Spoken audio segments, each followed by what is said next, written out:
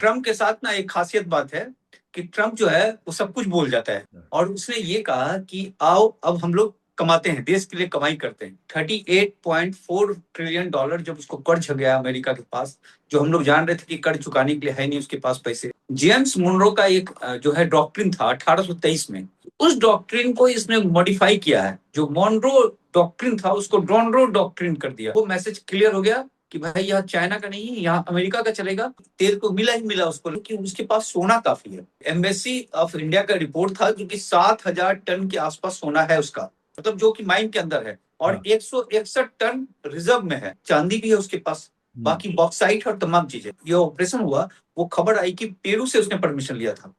Peru ने उसको 1 साल का परमिशन दिया है कि वहां आर्मी उसका रह सकता है, और पेरू के जो है संसद से ये परमिशन दिया गया। पेरू जो है वो सिल्वर देता है नंबर 3।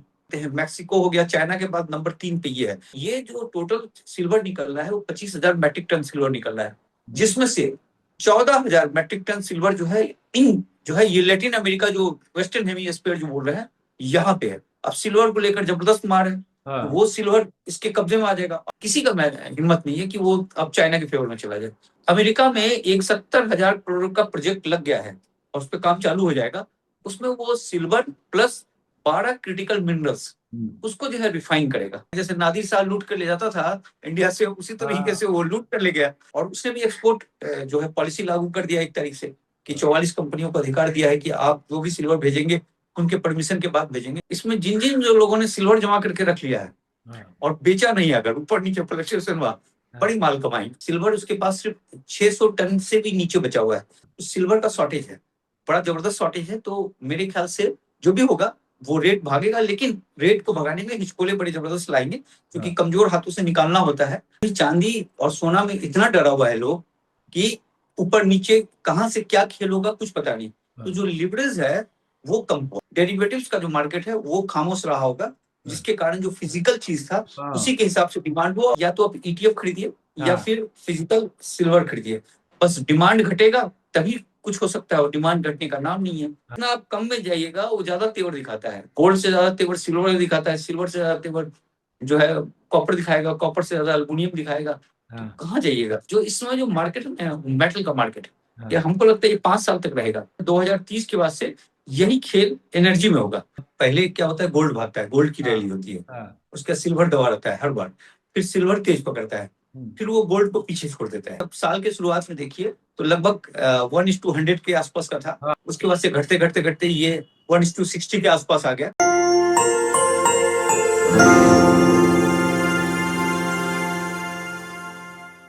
नमस्कार, मैं हूं विक्रांत यादव और आप देख रहे हैं आपका अपना चैनल द स्वतंत्र। अमेरिका ने वेनेजुएला पर हमला किया एक तरह से, और वहां के राष्ट्रपति को उठाकर अपने देश ले गए और अब उन पर आपराधिक मुकदमा चलाएंगे। लेकिन इस पूरे मामले में क्या असली खेल है, उसे कहा जा रहा है कि ये व्यापार के लिए सब किया गया है, तेल पर कब्जा करने के लिए है। लेकिन तेल के साथ साथ इसका असर सोने और चांदी पर भी पड़ना तय माना जा रहा है। तो इस मसले पर हमें समझाने के लिए हमारे एक्सपर्ट वरिष्ठ पत्रकार उत्पल चौधरी जी आज हमारे साथ जुड़े हैं। उत्पल जी इन्वेस्टिंग माइंड के नाम से अपना चैनल चलाते हैं, वहां पर आप लोगों को जानकारियां तमाम तरह की रोज देने की कोशिश करते हैं। उत्पल जी, बहुत बहुत स्वागत है। और सबसे पहले तो मैं ये कहूंगा कि इस समय आप गोवा में और हम दिल्ली में हैं। दिल्ली की ठंड में हम लोग थोड़े कांप रहे हैं, और आप पीछे बहुत ही खूबसूरत मौसम दिखा रहे हैं दर्शकों को, तो बहुत बहुत शुक्रिया उसका भी। Thank you. तो ये जो बात आप कह रहे थे, देखिए हाँ। ट्रम्प के साथ ना एक खासियत बात है कि ट्रम्प जो है वो सब कुछ बोल जाता है। तो ट्रम्प ने जैसे ही कब्जा किया उसको उठाकर लेकर आया, हथकड़ी लगा कर लाया, जो एक पूरा मैसेज दिया उसने, पूरे मतलब लैटिन अमेरिका और पूरे जो नॉर्थ अमेरिका है उसको मैसेज दिया उसने। और उसने ये कहा कि आओ अब हम लोग कमाते हैं, देश के लिए कमाई करते हैं। ये शब्द थे उसके। देखिए ऐसा है कि जब 38.4 ट्रिलियन डॉलर जब उसको कर्ज हो गया अमेरिका के पास, जो हम लोग जान रहे थे कि कर्ज चुकाने के लिए है नहीं उसके पास पैसे, 1.2 ट्रिलियन डॉलर का जो है वो आपको जो है ब्याज दे रहा है। 9 ट्रिलियन अभी उसको जो है मूल रकम चुकानी है, हालांकि उसमें इंटरेस्ट कम है। तो वो पैसे कहाँ से लाएंगे? फिर ये हो गया कि भाई 3,60,000 करोड़ रुपया नोट छाप रहा है, तो तमाम चीज। तो ये हम लोग भी पजल होते थे कि भाई अमेरिका का जो इकोनॉमी फंस रहा है, 200 जो है 120% से ऊपर जो है कर्ज हो गया है। कर्ज और इसका जो जीडीपी का जो रेशियो है वो 120 के ऊपर चला गया है, तो अमेरिका निकलेगा कैसे? हाँ। तो ये समस्या का समाधान जो है ट्रंप ने उस तरीके से निकाला, जैसे कि आप इसको इस तरीके से समझिए कि मोहल्ले में आपके यहाँ कोई बिजनेस करता है, बड़ा तगड़ा, उसने शोरूम खोल दिया, ये खोल दिया, और एक गुंडा आया और उससे बोला कि भाई रंगदारी दो 1 करोड़ रुपए, और लेकर चला गया। जो हमारे बिहार में यही सब होता है। तो ये उस टाइप का ही जो है ट्रम्प कर रहा है पूरे इसमें। अब उसने क्या किया है कि जेम्स मुनरो का एक जो है डॉक्ट्रिन था 1823 में, उसमें उसने कहा था कि वेस्टर्न हेमिस्फीयर में हो गया, ग्रीनलैंड से लेकर नॉर्थ अमेरिका और साउथ अमेरिका, जो लैटिन अमेरिका है, वो सेंट्रल अमेरिका और पनामा, ये पूरा हो गया। उसमें इस डॉक्ट्रिन में था कि यूरोप या किसी और कंट्री का यहाँ हस्तक्षेप नहीं किया जाएगा। उस समय तो चाइना था नहीं, उस समय रशिया था नहीं, उस तरह से यूरोप ही पावरफुल था। तो उस डॉक्ट्रिन को इसने मॉडिफाई किया है। जो मॉनरो डॉक्ट्रिन था उसको डॉनरो डॉक्ट्रिन कर दिया, और उस डॉक्ट्रिन के तहत, क्योंकि जो चाइना का हस्तक्षेप हो रहा था, जो BRI प्रोजेक्ट जो उसका जा रहा है जिस तरीके से, और वो लैटिन अमेरिका में पूरी तरीके से घुस रहा है, जैसे पेरू में वो एक काम कर रहा है, वेनेजुएला में तो काम कर ही रहा था, ब्राजील में पूरी तरीके से आ गया है उसका। तो वो जिस तरीके से घुस रहा था, क्योंकि अफ्रीका को पूरी तरीके से चाइना अपने इसमें ले लिया है, तो ये चीज इस डॉक्ट्रिन के बहाने उसने वेनेजुएला पे जो ड्रग्स का आरोप लगाया, जबकि अब हकीकत है कि वेनेजुएला ड्रग्स है ही नहीं, तो ड्रग्स तो कोलंबिया भेजता है। तो वो ड्रग्स क्या है, इससे उसको उठा कर लाकर पूरी दुनिया को मैसेज दिया, उसने पूरी दुनिया को मैसेज दिया कि हम उठा कर ला सकते हैं। उसके बाद से फिर मोदी जी पे भी ऐसा ही बयान दे दिया उसने आकर।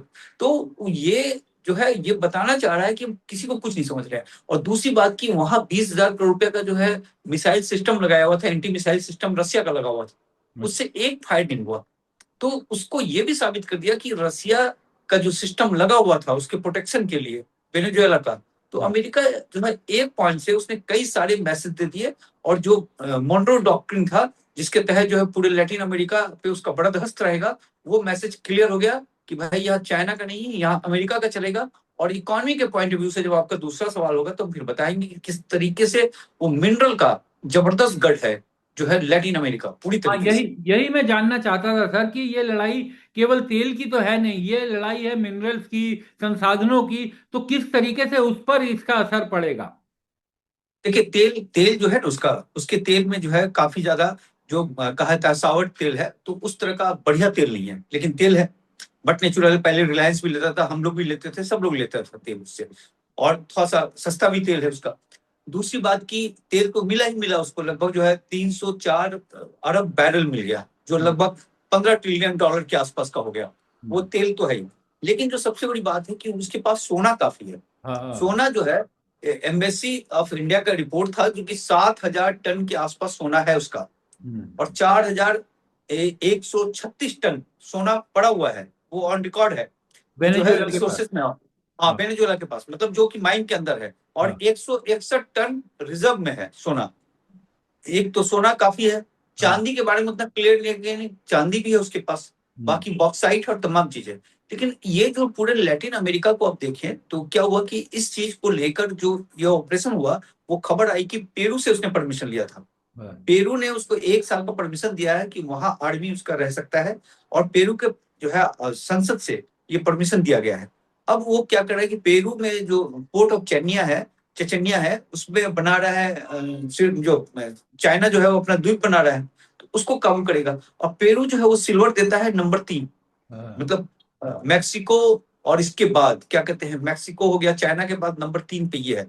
तो आज हम एक कैलकुलेशन जोड़ रहे थे कि जो लैटिन अमेरिका हो गया, कनाडा से लेकर अमेरिका से लेकर पेरू, मैक्सिको, समूचा अर्जेंटीना वगैरह सबको जोड़ लीजिए, बोल्विया वगैरह, तो ये जो टोटल सिल्वर निकल रहा है वो 25,000 मैट्रिक टन सिल्वर निकल रहा है, जिसमें से 14,000 मैट्रिक टन सिल्वर जो है ये लैटिन अमेरिका जो वेस्टर्न हेमिस्फीयर जो बोल रहे हैं यहाँ पे है। अब सिल्वर को लेकर जबरदस्त मार है, तो वो सिल्वर इसके कब्जे में आ जाएगा। अब लैटिन अमेरिका में किसी की हिम्मत नहीं है कि अमेरिका के अगेंस्ट जाकर, जिस तरीके से हथकड़ी बांध कर ले गया उसको, किसी का हिम्मत नहीं है कि वो अब चाइना के फेवर में चला जाए।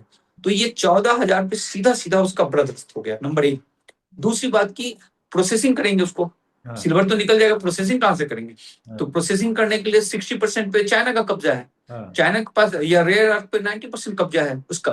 तो उसने कोरिया के साथ मिलकर जो है, अमेरिका में एक 70,000 करोड़ का प्रोजेक्ट लग गया है, और उस पर काम चालू हो जाएगा, उसमें वो सिल्वर प्लस 12 क्रिटिकल मिनरल्स उसको जो है रिफाइन करेगा। और उसको रिफाइन करने के लिए उस पे उसने, चूंकि वहां पे काफी ज्यादा प्रोटेक्शन होता है जलवायु और इसको लेकर, तो उसका पार्टनर बनाया गया है पेंटागन को। अच्छा। पेंटागन मतलब रक्षा। हाँ। तो रक्षा के नाम पे फिर जितना जलवायु और ये चीज है वो माइनस हो जाएगा। तो ये जो पूरा जो प्लान है, जो सिल्वर को लेकर, गोल्ड को लेकर और तमाम चीजों को लेकर, और प्लस उसके पास रिसोर्सेस भी आ गया, $19 ट्रिलियन का, तो सीधा सीधा वेनेजुएला से इसको फायदा हो गया, बाकी जगह से फायदा हो गया। तो एक मूव से उसने बड़ा जबरदस्त कर दिया। और ऐसी घटना के बाद क्या होता है कि सोना चांदी जो भागता है वो भागा, हाँ। लेकिन शेयर बाजार गिरता है। लेकिन हाँ। अमेरिका का शेयर बाजार कल भागा, क्योंकि वो पैसे आने लगेंगे ना। हाँ। वहां जब कंगाली केस में था और लूट कर ले आया, जैसे नादिर शाह लूट कर ले जाता था इंडिया से, उसी तरीके से वो लूट कर ले गया। तो ये कहानी है। तो सर इसका असर तो, इसका मतलब पूरे उस पर बदलेगा कि जैसे चांदी को लेकर जो चाइना का पूरा अधिपत्य है और ये कहा जाता है कि उसका पूरा कंट्रोल चलता था, अब उसको बड़ा इस मामले में नुकसान झेलना पड़ेगा और उसका जो अधिपत्य है वो भी थोड़ा कमजोर होगा। बिल्कुल। देखिए, चाइना के साथ क्या होगा कि चाइना के पास जो सिल्वर रहेगा, एक तो चाइना के पास 3,500 के आसपास है, प्लस इंडोनेशिया हो गया, हाँ। कजाकिस्तान हो गया और रसिया हो गया। तो उसका जो है 5300 टन के आसपास आ रहा है। हाँ। बाकी 6,000 टन जो है वो इंडिपेंडेंट है, जिसमें भारत है और भी देश हैं, पोलैंड है और तमाम कंट्री हैं, जिसमें से कुछ अमेरिका के साथ जाएगा, कुछ उसके साथ जाएगा, तमाम बातें। तो लेकिन जो है, सिर्फ आप 25,000 में आप देख लीजिए कि सिर्फ 5,000 मिल रहा है इसको। हाँ। तो आप तरीके से 20% जा रहा है, उसको 15,000 मिल रहा है। हाँ। तो उसने जो है लगभग 60% पे कब्जा कर लिया अमेरिका ने, ये 20% पे कब्जा है। अब यहाँ पे क्या होता है कि जो संघाई के एक्सचेंज में जो जाता है, हाँ। उसका एक रूल है कि वो 99.99% सिल्वर लेता है। अमेरिका जो है वो 99.90 करता है। हाँ। तो वो एक्सेप्ट नहीं है वहां पे। हाँ। तो जो ट्रेड है, ट्रेड में भी क्या होगा कि जिस तरीके से आइसोलेट कर रहा है चाइना को, कि यहाँ का सिल्वर वहां जाएगा ही नहीं। तो वो सिल्वर उसके पास जो 5,000 6,000 टन सिल्वर जो आ रहा है वही रहेगा। और उसने भी एक्सपोर्ट जो है पॉलिसी लागू कर दिया एक तारीख से, कि 44 कंपनियों को अधिकार दिया है कि आप जो भी सिल्वर भेजेंगे उनके परमिशन के बाद भेजेंगे। तो इसमें इसमें जानते क्या हो रहा है, ये दोनों कंट्री के इसमें, कि इधर का सिल्वर इधर रह जाएगा, उधर का सिल्वर उधर रह जाएगा। और इसमें जिन जिन जो लोगों ने सिल्वर जमा करके रख लिया है और बेचा नहीं, अगर ऊपर नीचे फ्लक्चुएशन हुआ, बड़ी माल कमाई लोग, अगर थाम कर बैठ जाए, क्योंकि हिचकोले बड़े जबरदस्त आएंगे इसमें, क्योंकि आपके जेब से निकालना होगा तो बहुत जबरदस्त। लेकिन कोई अगर बक्से में बंद करके सो के चुपचाप 5 साल के बाद बक्सा खोले, तो बड़ी जबरदस्त प्रॉफिट होगा इसमें। बल्ले बल्ले हैं जिसके पास फिजिकल सिल्वर होगा वो। तो इसका मतलब तो सर चाइना ने, क्योंकि जैसा आपने बताया 1 तारीख से जो अपने नियम भी बदले और ये लग रहा था कि उसी से कुछ डिमांड और सप्लाई पर असर पड़ेगा, अब ये पूरा वेनेजुएला वाला जो खेल हुआ है ये, तो इसका मतलब तो चांदी की जो शॉर्टेज पहले से ही चल रही है वो भी और ज्यादा बढ़ सकती है। नहीं, शॉर्टेज तो ऑलरेडी रहेगा। देखिए, ये हाँ। सब जो चीज है ये तो कई सालों के बाद है ना, माइन से हाँ। निकलेगा, रिफाइन होगा हाँ। और ये तमाम चीज। अभी जो 25,000 टन निकल रहा है, वो 25,000 टन जो इस साल भी निकलेगा, तो हाँ। उसमें से 14,000 पे अमेरिका एक तरीके से अंकुश लगा लिया उसने, हाँ। 60% उसके तरफ हो गया। करीब वो जो 23। क्राइसिस झेल रहा है, हाँ। वो जो क्राइसिस झेल रहा था उसको वो कंट्रोल कर लिया।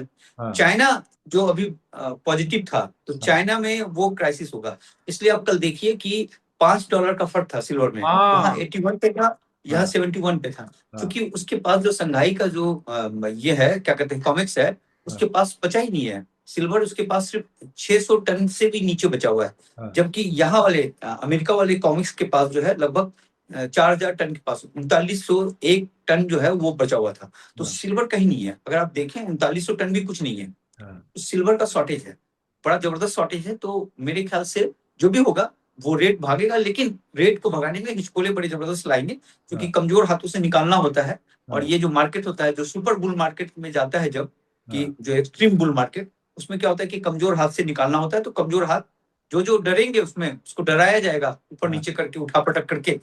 तो उसके हिसाब से अब जो मजबूत दिल वाला आदमी होगा वो कमा लेगा। उत्पल जी, ये कहा जाता है कि चांदी को लेकर के कि अब जो है चांदी, एक कयास लगाए जा रहे थे कि स्थिर दाम हो सकते हैं सोने और चांदी में, लेकिन अचानक से एक घटना हो गई और ये इतनी बड़ी घटना थी, उथल पुथल लाए कि आप एक देश के राष्ट्रपति को उठाकर अपने देश में ले गए। तो ऐसा लग रहा था कि बहुत बड़ा बूम अचानक आ सकता है चांदी और सोने में लेकर। तो हमने देखा कि बूम, थोड़ा रेट तो बढ़ा, उनमें दिखा हमें कि भाव उनका बढ़ा, लेकिन उतनी तेजी से नहीं बढ़ा कि जैसा इस तरीके की घटनाओं में आमतौर पर होता है कि अचानक से कोई ऐसी घटना हो जाए तो सोने और चांदी के दाम बहुत तेजी से भागते हैं। वैसा इस बार नहीं देखो, दिखाई दिया।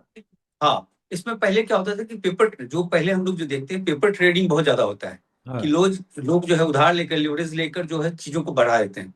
लेकिन अभी चांदी और सोना में इतना डरा हुआ है लोग कि ऊपर नीचे कहाँ से क्या खेल होगा कुछ पता नहीं। तो हाँ। जो लिवरेज है वो कम हुआ, नंबर एक। दूसरी बात कि जो सिल्वर और इसको लेकर जो था, एक आदमी वेट एंड वॉच भी करना चाह रहे होंगे, देखना चाह रहे होंगे, तो हाँ। इस तरीके से नहीं बढ़ाया। जो 60%, जो यहाँ लग रहा था कि 10% का उछाल लेगा, वो हाँ। नहीं लिया। तो उसमें मेरे को लग रहा है कि जो डेरिवेटिव्स का जो मार्केट है वो खामोश रहा होगा, हाँ। जिसके कारण जो फिजिकल चीज था हाँ। उसी के हिसाब से डिमांड हुआ, और जो 5% के आसपास जो भागा, उसी का वो नतीजा था। हाँ। और वो और अच्छा था, बेहतर था।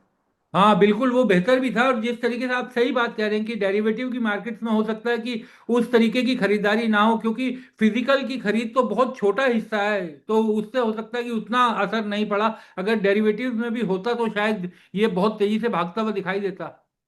हाँ, डेरिवेटिव्स में तो इसको भगाते ही भगाते, क्योंकि अब इसमें पता नहीं चल रहा था ना कि किसने क्या लॉन्ग पोजीशन बना रखा है, किसने क्या शॉर्ट पोजीशन बना रखा है।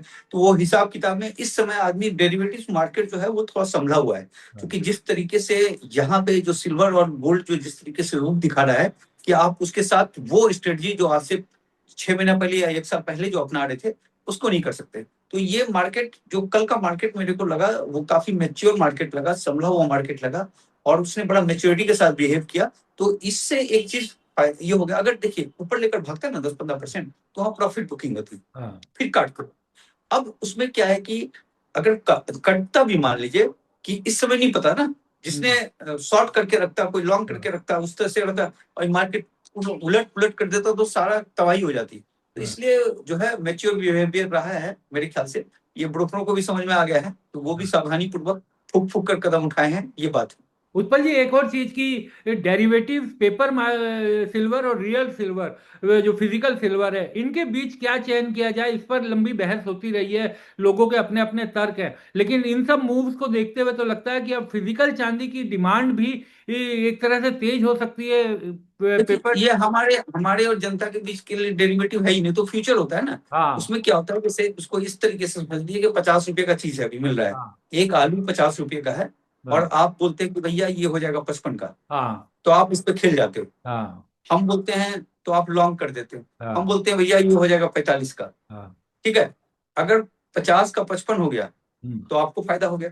हाँ, और 45 हो गया, तो आपको तो देना हमें पड़ेगा। फायदा हो गया। हाँ, आपको हो गया। तो ये खेल हो गया ब्रोकरों के बीच का, और हाँ। बड़े बड़े जो है अमाउंट के साथ होता है तमाम चीज। हम्म। अब क्या होता है कि इसमें जो छोटे प्लेयर है, वो हम्म। फ्यूचर करते हैं, कुछ लोग करते हैं, लेकिन वो उसके लिए काफी रिस्की हो जाएगा, क्योंकि यहाँ हाँ। बड़े बड़े जेपी मॉर्गन जैसे बैंक को हाँ। जो है हाँ। सोचना पड़ रहा है। तो हाँ। इसमें आम आदमी कहाँ से कर सकता है। इसलिए या तो आप ईटीएफ खरीदिए, या हाँ। फिर फिजिकल सिल्वर खरीदिए। अब मुझे लग रहा है कि जो ईटीएफ में भी जो है ना, जिस तरीके का हाँ। सिल्वर का क्राइसिस हो रहा है, हाँ। कि आने वाले समय में ईटीएफ में जिस तरीके से बंद किया गया था ना, अभी बीच हाँ। में देखे थे आपने, हाँ, बीच में सिल्वर बंद मिल भी नहीं दिवाली रहा का। था, जी। बंद कर दिया गया था। हाँ। तो वैसा ही कंडीशन आगे आने वाले समय में, क्योंकि जो जो भी है वो पकड़ के थाम लेगा, हाँ। रखे रखेगा। तो हाँ। क्योंकि उसको लग रहा है कि, और देखिए बड़ा पेशेंस होता है इन लोगों में, 10-10 साल, 15-15 साल तक का जो है धैर्य होता है हम्म। बड़े बड़े लोगों में। तो हम्म। ये थाम कर रखेंगे, तो उसका क्राइसिस, जबरदस्त क्राइसिस काफी ग्रिम हो जाएगा, और उसका कोई उपाय नहीं है। हम्म। नोट होता तो नोट तो आप छाप देते हैं, तमाम चीज कर देते हैं। हाँ। सिल्वर में तो आप कुछ कर नहीं सकते, गोल्ड में आप कुछ कर नहीं सकते। तो हाँ। ये चीज, बस डिमांड घटेगा तभी कुछ हो सकता है, और डिमांड घटने का नाम नहीं है। जिस हाँ। तरह से इंडस्ट्री है, तमाम चीज है, वो है। अब सिल्वर का रेट काफी भाग जाए, अब हाँ। कॉपर का इस्तेमाल होने लगे, तो हाँ। कॉपर भी अपना शेप दिखाने लगा है। हाँ। कॉपर भी तेज होने लगा है। कॉपर भी तो अब दिया। जाइएगा कहाँ? हाँ, कॉपर कॉपर से ऑल निकल टाइम के हाई की जाइएगा, तरफ। हाँ। अब कॉपर से जाइएगा अल्मुनियम में, अल्मुनियम भी अपना तेवर दिखाने लगा है।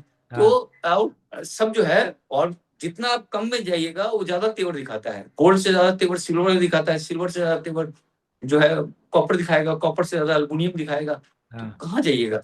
तो ये जो इस समय जो मार्केट है, मेटल का मार्केट है, ये हाँ। हमको लगता है ये 5 साल तक रहेगा। ये हाँ। मेटल मार्केट जो है ना, ये 5 साल रहेगा। उसके बाद जगह 2030 के बाद से यही खेल एनर्जी में होगा, जो अभी हम्म। यहाँ हो रहा है वो एनर्जी में शुरू हो जाएगा वो खेल। तो ये चीजें। सर एक चीज मैं आपसे ये जानना चाहूंगा कि चांदी और सोने दोनों को भाई बहन कहा जाता है, दोनों साथ साथ चलते थे। एक रेशियो भी बना रहता था कि इतना सोने का दाम बढ़ेगा तो चांदी का इतना बढ़ेगा। अब लग रहा है चांदी एकदम आजाद होते हुए दिखाई दे रही है, और जिस तरह से ये सारी घटनाएं हो रही हैं, अब सोने और चांदी के जो आपसी रिश्ते थे रेट बढ़ने के, उससे चांदी एकदम आजाद दिखाई दे रही है।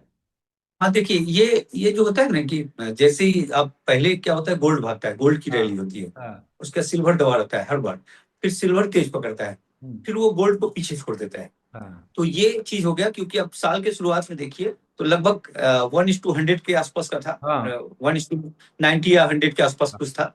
उसके बाद से घटते घटते घटते ये 1:60 के आसपास आ गया। हाँ। तो वो और ये क्रम आगे भी घटेगा। हम्म। मतलब ये जो है अभी नीचे आ गया था, बिल्कुल 1:57 पे आ गया था। तो ये क्रम घटेगा तो सिल्वर, बट नेचुरल सी बात है कि सिल्वर में तेजी रहेगी ज्यादा, क्योंकि जो आप अगर रेट जो लोग कोट कर रहे हैं, तो गोल्ड के लिए कर रहे हैं 5,000।